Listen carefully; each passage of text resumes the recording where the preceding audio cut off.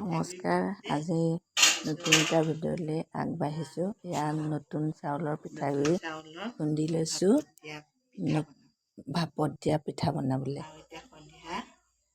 নতুন চাউলৰ ভাপত দিয়া পিঠা খাই ভাল লাগে। এতিয়া ডাঙৰ ছোৱালীয়ে মইনা বনাবলৈ আৰম্ভ কৰিছে।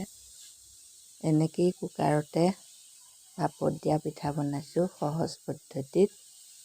আপোনালোকে নাজানে যদি চাই লওক, এনেকেই সহজ পদ্ধতিত ভাপত দিয়া পিঠা বনাব পাৰি।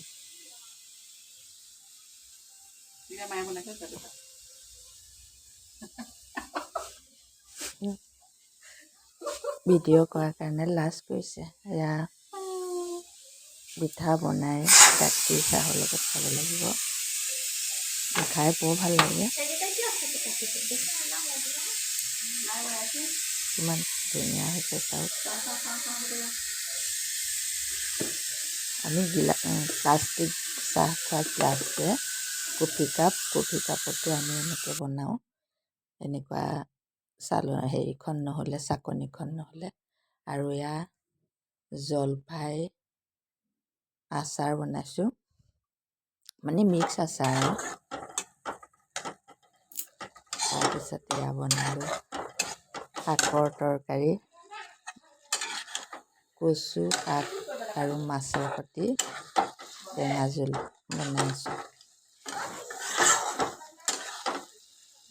পালেং বিলাহী দিছোঁ আৰু এয়া টুল আছে নহয়, এই প্লাষ্টিক টুল। খাবলৈ কিন্তু বহুত টেষ্টি লাগে এনেকৈ বনালে। আমি প্ৰায় এনেকৈ পালেং শাক, কচু, মাছ এনেকৈ মিলিলে খোৱা হয়েই।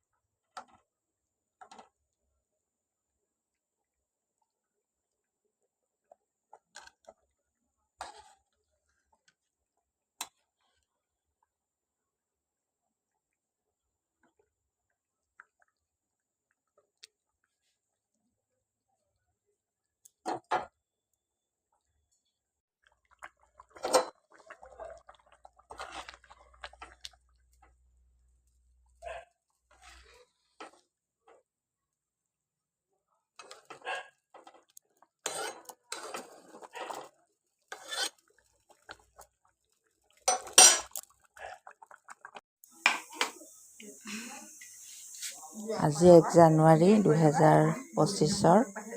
আজি আমি সকলো পৰিয়াল লগ হৈছোঁ। ৰাতি জী জোঁৱাই আহিছে, নাতি পুতি সকলোৱে মিলি এসাঁজ খাবলৈ আয়োজন কৰিছোঁ। সকলোৱে আহিছে।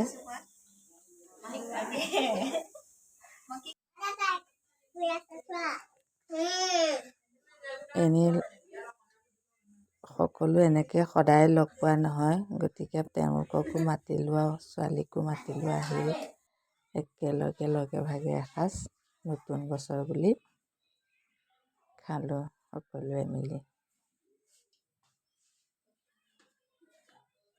আমি আজি 1 জানুৱাৰী খানা খাইছোঁ।